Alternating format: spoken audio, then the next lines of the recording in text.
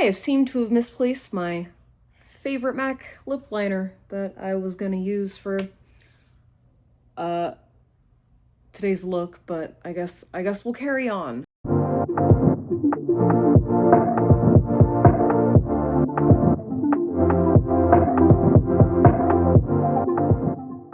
Hello everyone, long time no fucking see. Been a little busy, been doing a little pivoting and such lately, but we're gonna have a little chat while I do my makeup. And that chat today is gonna be about overcommitting, hence why I've kind of been all over the place. So recently I was driving around with my husband and I was just kind of looking over my to-do list and shit like that. Just sipping on a latte, living my best passenger princess life, you know? And I'm just like looking over everything and just seeing all these micro actions and things that I had agreed to be a part of, and then I just got overwhelmed and like completely sighed, just let out this devastating sigh. And of course my husband asks, all concerned and whatnot, and I was just like, I don't know, I think my toxic trait is that I overcommit to shit. And honestly, I know it's not even like a people-pleasing thing, like if we're being completely honest. I pretty much recovered from all of that, for any bit that was a part of my way of operating and going through life. I pretty much excavated all of that a really long time ago, I'm proud to say. So it's not that. And that's not why I overcommit to shit. I think I mainly overcommit to shit just because I love an opportunity. I love anything that sounds like an experience or anything that I can like learn from and grow. So unfortunately, that's just a thing that occurs with me sometimes, or at least has been, now that we've kind of identified this pattern. I keep kind of messing with my iPhone because I just upgraded to an iPhone 16 when I previously had a 2020 SE. Yes, I have had that previous phone since lockdown, and my God, I feel like an old person who has no idea what the fuck is going on. Anyway, so today's video is basically going to be about my experiences and pattern of overcommitting and what that taught me and how I'm learning to basically choose what really matters. I had realized that over the past like handful of months that I basically had just kind of chose, opportunities that should have been a hard no in all actuality. For example, I took up doing a design course through my job because while not guaranteed, it would technically allow me to be eligible for a interior designer position should I, have an opportunity for a position to be available, essentially. And I had been propositioned by not one but two people to make custom tumblers for them. One, I did actually end up doing that, and the other, I gave my information, but in the end, I didn't really agree to doing it. And why that is also relevant is because I had not too long ago just told my husband I am never making a tumbler again. So again, it wasn't so much about approval just as it was like, it's just an opportunity to like do something. Because I figured, like doing interior design, that could be just an opportunity for me to like do something that actually sounds fun at my job other than just simply selling furniture. And then with the cups, it's like such a quick and easy way to make money. Like I'm quite good at it, and people love those. They're fun, adorable, yet practical gifts. So yeah, any way that I can make money, I'm usually kind of about it. But the thing is, every time that you say yes to something that actually isn't aligned with where you're trying to go, then that's just silently stealing your energy. And I think a lot of us think that busy equals progress, but busy and alignment are very much not the same thing. I will say that in my early 20s, I feel like just taking every opportunity that I could get, like it did work well in my favor. Because I've always been a makeup girly, right? Obviously. And that led me to some amazing opportunities. That led me to be able to do haunted houses and student films and photo shoots and runway shows, just some really cool things. And then that eventually led to even me doing a little bit of modeling myself. And that led to being a makeup artist at Sephora. And that led to then me going to cosmetology school. And even the tumblers, right? Making the tumblers was kind of a thing that I was doing while I was also working at Sephora. And that was just kind of a hobby that I just kind of decided to do out of like sheer curiosity. Like I said, it just seemed like something fun to do. And then I was sharing my work online, and then eventually people just wanted to pay me for that. And then I started selling that on Etsy.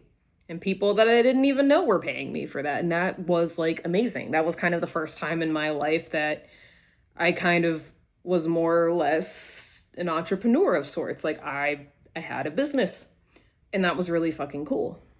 I honestly have no idea what I'm doing with this. I kind of want it to be warm and green, and I don't know, I got like SpongeBob just on my shirt. Like, it's a fucking mood, right?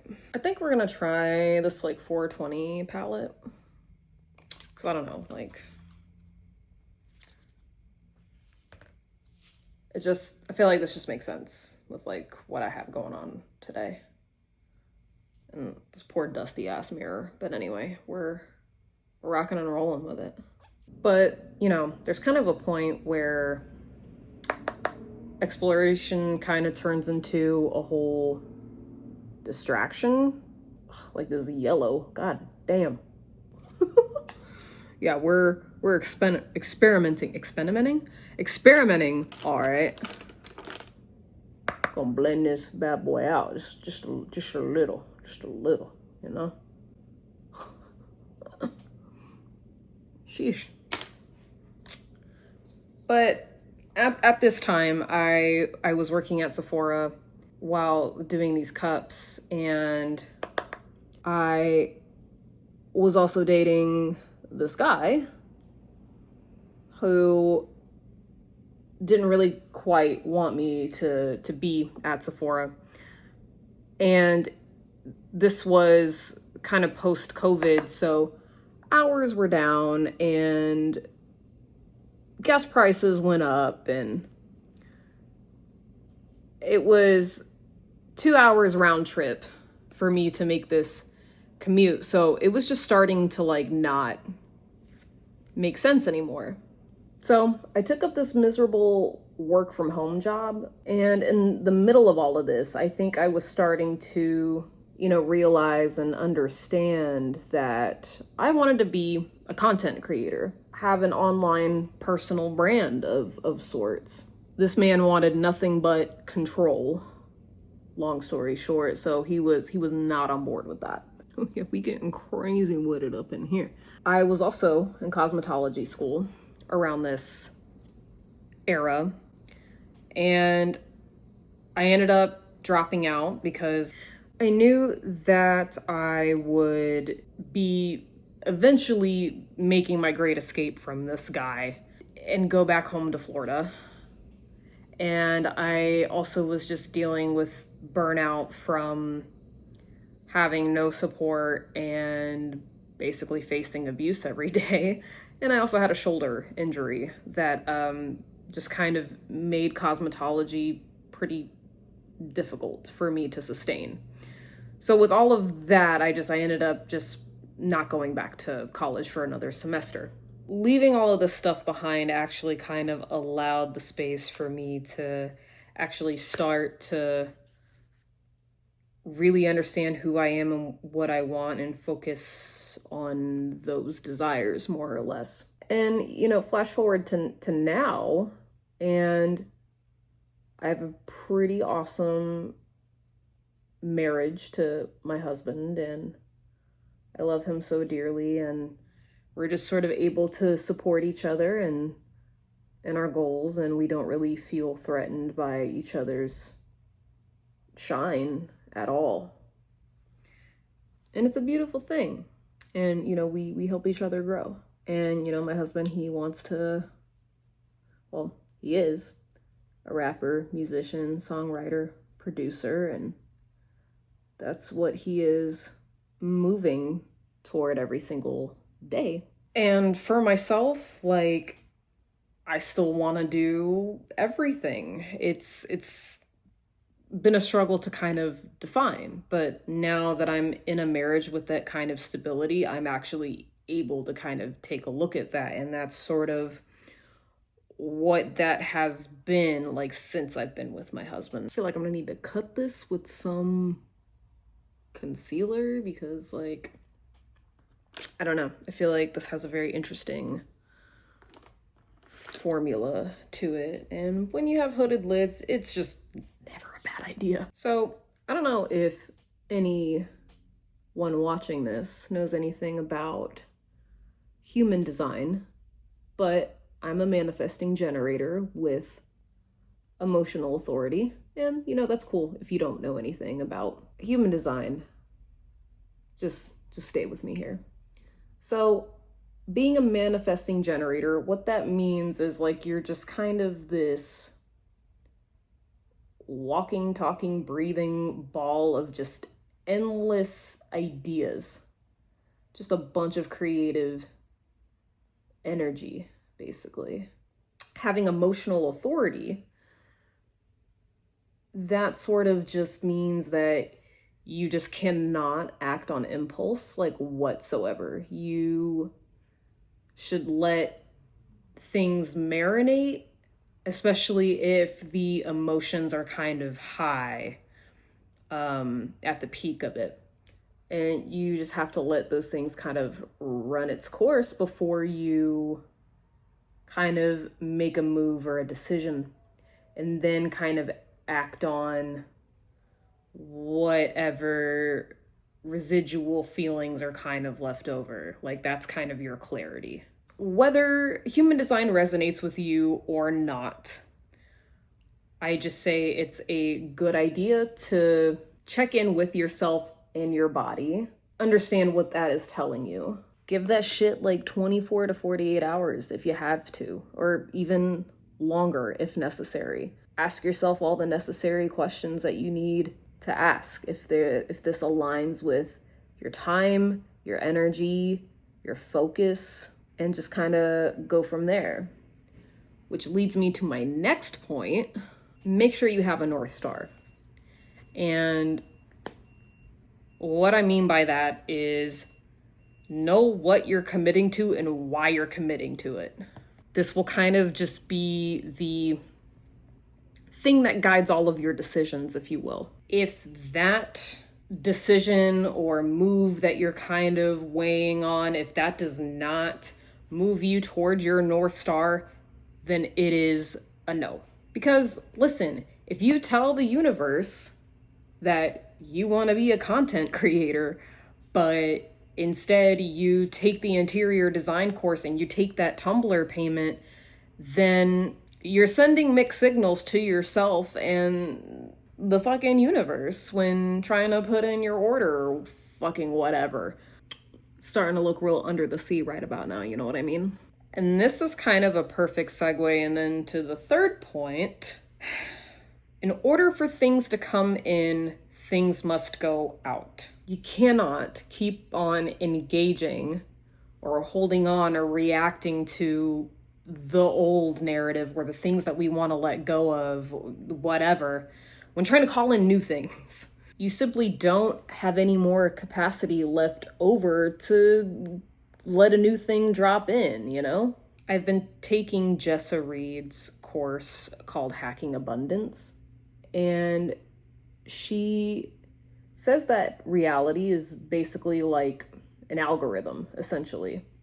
And I can't unsee it, honestly. When you view, like, comment, engage with anything online, the algorithm is gonna give you more of that. And life, reality is basically the same thing. Anything that you go about reacting to, life is going to basically reflect that back to you. So if you want to be more abundant, then engage with things that make you feel more abundant. You want to be healthy, engage with things that make you more healthy. You want to feel more confident, engage with what makes you feel confident. I don't know, like, do I like smoke it out? Like, I don't know. It's looking real under the sea though. I kind of dig it. So anyways, all of this doesn't really happen overnight. The algorithm needs time to catch up and flush it all out, if you will.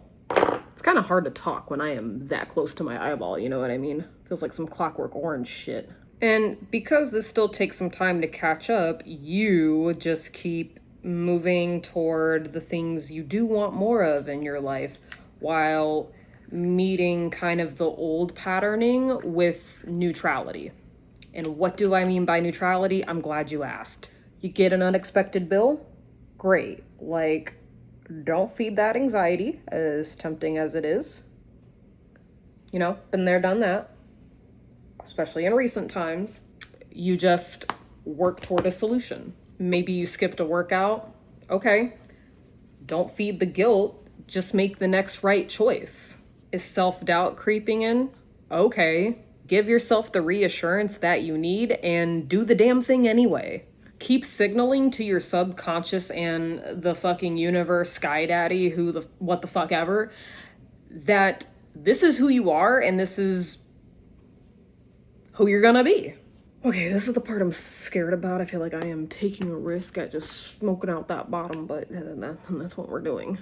Okay, not bad, not bad. We just need to kind of like finish the eyes with like the lashes. I'll be right back. And we are so back to our scheduled programming. Making space for what really matters to you might mean some people in your life may not like it, understand, or project even. Oh my god, dude, I forgot to do my fucking eyebrows. Shit. Okay, I'll be back. Mark my words, someday when I have my own makeup brand and shit and whatnot, because that's coming, that's happening eventually, I will have a collection that's just dedicated to the 2016 Insta Baddie era of makeup. It was another time. So the thing is, you can't really like live in flow when you are at capacity with just old versions of yourself, leaving no room for anything new to come in. So when you start saying yes and saying no with intention, things will start dropping in and start flowing and manifesting and moving in alignment. I just really don't ever think you can glow to the gods enough.